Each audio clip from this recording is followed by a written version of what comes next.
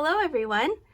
So today I have an extra special surprise for you. I am going to read one of my most favorite stories, and this story makes me want to go and eat a big giant piece of chocolate cake every time I read it.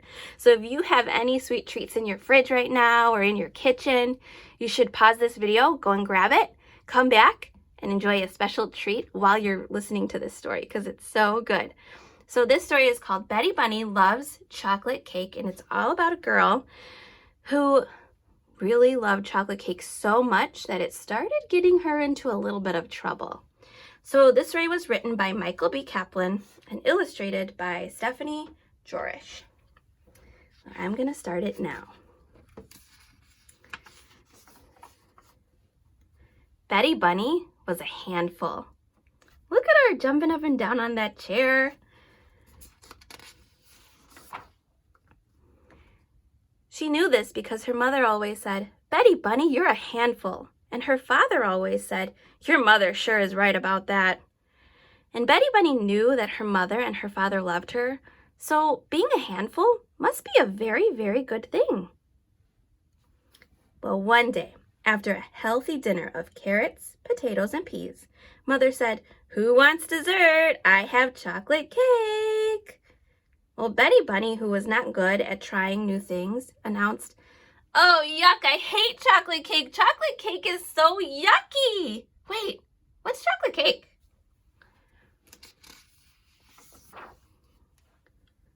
So her mother gave her a piece, and Betty Bunny tried it. And oh my gosh, it was the yummiest thing she had ever put in her mouth. "When I grow up, I'm going to marry chocolate cake," said Betty Bunny. "You can't marry a dessert," said her brother Henry. "You can marry a baker who makes a chocolate cake," added her sister Kate. "Or you could just buy your cake at the store and then you don't have to marry anyone," said her older brother Bill.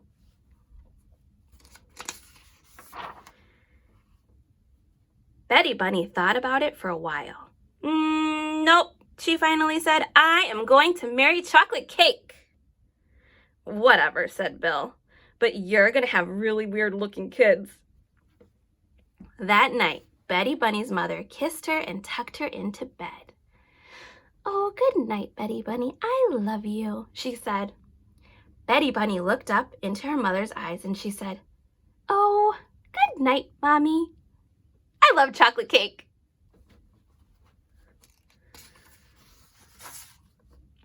The next day at school, Betty Bunny's teacher said, "Good morning, Betty Bunny. How are you?"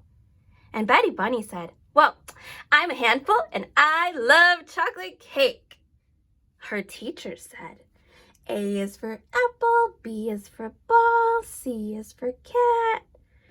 Well, Betty Bunny was sitting there and all she could think about was this chocolate cake. So Betty Bunny said, "A is for chocolate cake, B is for chocolate cake, C is for chocolate cake. A equals B equals C, chocolate cake."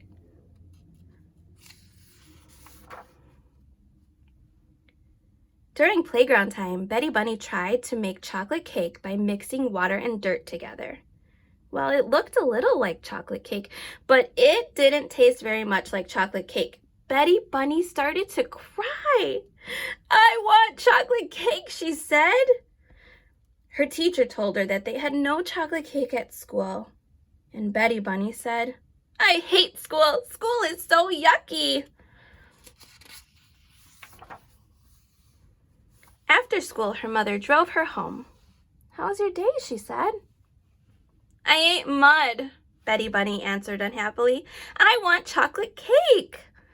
Sometimes, her mother explained, you can't have what you want right away, so you need to wait. It's called having patience. "But I don't have any patience." "And I don't want to have patience," Betty Bunny protested. "I want to have chocolate cake."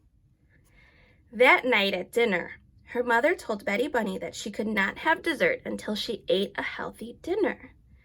And usually Betty Bunny liked healthy food, but not tonight. Tonight, all she wanted was chocolate cake. Her father told her, "Don't come to me hoping for a different answer."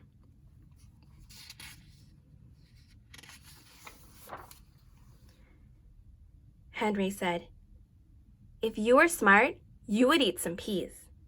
And Kate said, "You should try some carrots. They make cake out of carrots too, And Bill said, "Why don't you have some chocolate cake? That's what you really want." "Oh, no, wait, you can't. Ha ha." He wasn't being a very nice brother at all. Betty Bunny got so mad that she picked up some peas and she threw them right at Henry. And then she picked up some carrots and she threw them right at Kate. And worst of all, she grabbed her mashed potatoes and she threw them at Bill and they stuck right on his forehead. Everyone in the kitchen was shocked. Even Betty Bunny was shocked. She hadn't really meant to do something so awful.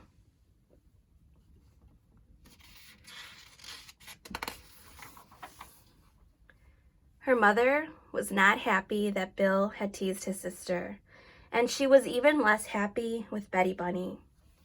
She told Betty Bunny to go straight to bed. There would be no more chocolate cake tonight. And Betty Bunny screamed, "This family is yucky!" And then she remembered she was hungry, so she crammed her mouth full of peas, carrots, and mashed potatoes, and she ran right off to her bed.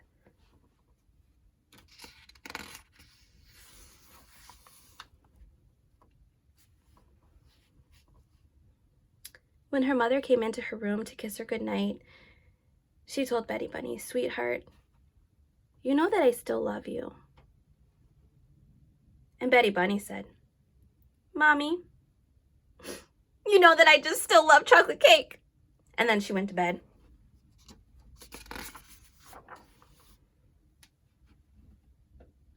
Just thinking about the cake she was not eating made her cry. And then it made her scream, and then it made her kick the wall, which hurt her foot, which made her cry all over again. "Betty Bunny," her mother said as she rubbed her little bunny's foot, "I'm going to put a piece of chocolate cake on a plate in the refrigerator. It will be your piece of cake, and you can eat it tomorrow after a healthy dinner. Maybe if you know it's there waiting for you, it will be easier to be patient." Betty Bunny stopped crying. She liked this idea, so she wanted to say something really, really nice to her mother. "Mommy," she said, "you're a handful."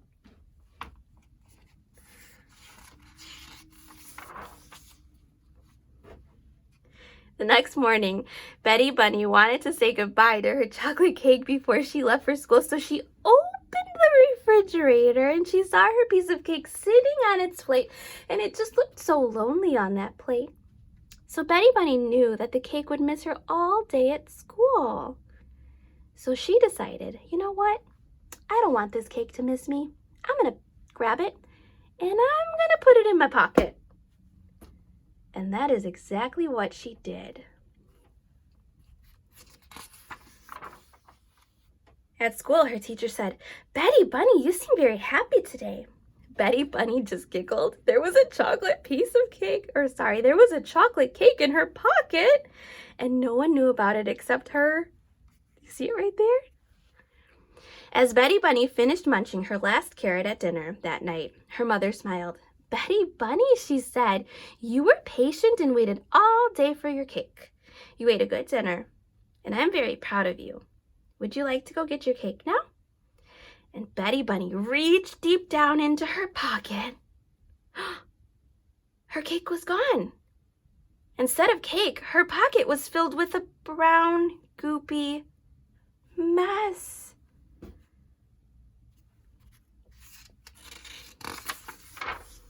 "My cake!" she yelled.